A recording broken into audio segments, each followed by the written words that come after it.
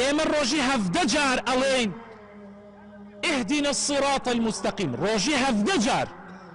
بۆچی ئەڵێین 17 جار بەس لە مێژە فەرزەکان؟ بۆچی ئەژین اهدنا الصراط المستقيم؟ چونکە ئەو ڕێگایە ئاسان نییە بەردەوام بوون لەسەری. هەروەها خوای تعالی خۆی لە قورئانە ئەفەرمێ، خۆی لە قورئانە تەأکیدمان لەسەرا کە ئەفەرمێ وأن هذا صراطي مستقيما فاتبعوه، ڕێگا ڕاستەکە بگرن ولا تتبعوا السبل. وریای ئەم لا ئەولا بن ئامان براکانە، من هەموو ساڵە دووبارە یەکەم ئەم قسە، زۆر جار دووبارە یەکەم و ئامان ڕێگا ڕاستەکە.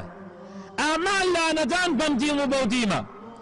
زۆر کەس هەیە لە گەرمی دڵیا لە خۆشەویستی زۆریە لا ئەدا، زۆر کەسانێکیش هەیە وا دەرئەخا خۆشەویستیەکی هەیە بۆ ئەم ئیسلامە، بەڵام هەر لا ئەدا.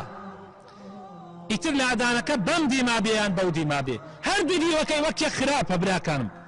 وا نەزانن زیادە ڕەوی لە شل ڕەوی باشترە، من وا ئەزانم شل ڕەوی لە زیادە ڕەوی باشترە، ئەگەرچی هەردگیانیش بەشی یەک کارێکی خراپن، بەڵام شل ڕەویەکە قوڕ ناکا بەسەر ئومەتێکە، بەس زیادە ڕەویەکە ئومەتێ لەناو ئەبا. ئامان براکانم ڕاستە ڕێگاکە وەسەتیەتەکە، ئەو وەسەتیەتەی کە خوا ئەمری پێکردووە، کە پێغەمبەر ئەمری پێکردووە صلی الله عليه وسلم، ئیستیقامەی و بەردەوام بوونت لەسەر ئەو ڕێگایەی کە أنعم الله عليهم من النبيين والصديقين والشهداء والصالحين. أويك إيما داواكين لن يوجه 17 جار اهدنا الصراط المستقيم، صراطي أوانا واقم رابون ونش أواني واخواليان تربو، أواني واقم رابون مسيحي كانن لنزانين يانا وايا نزاني دين داريتي أويك گۆشەگیر بی لە شوێنێکا بۆ خۆت بۆ خۆت. والرهبانية ابتدعوها ما كتبناها عليهم، خوای تعالی نەینووسی لەسەریان، خۆیان لەسەر خۆیان زیاد کرد. و ڕێگای ئەوانەش غەیری المەغضوب عليهم کە جوولەکەکانن، و ئەوەیشی ڕێبازی ئەوان ئەگرێتە بەر کە شلڕەوی مەسیحی توندڕەوی کرد. پێغەمبەر صلی الله عليه وسلم فەرمێ ئامان وریای توندڕەوی بن، هەها نەتان بینی مەسیحەکان توندڕەویان کرد، تاقەیان مانەتەوە.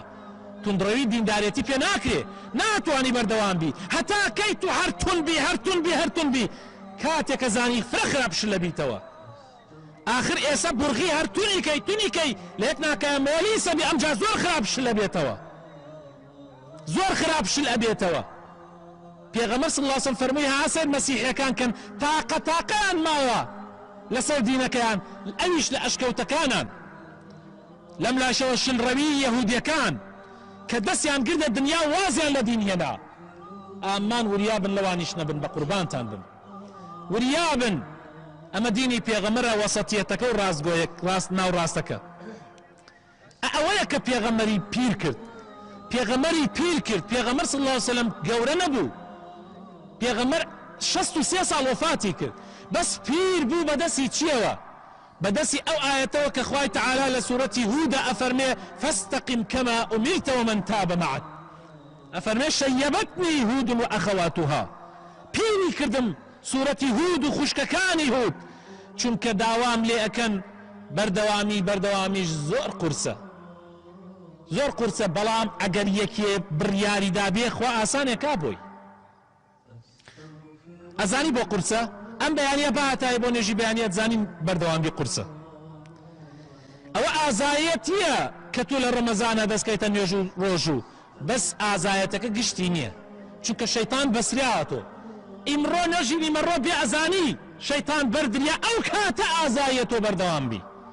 ئەیشی دوین نێژی عیشاش ئەبینین، نێژی بەیانیانێکی ترش ئەبینین، ئەڕاتۆ سەر ڕیز و دووڕیزەکە، چونکە بەردەوامی ئاسان نییە.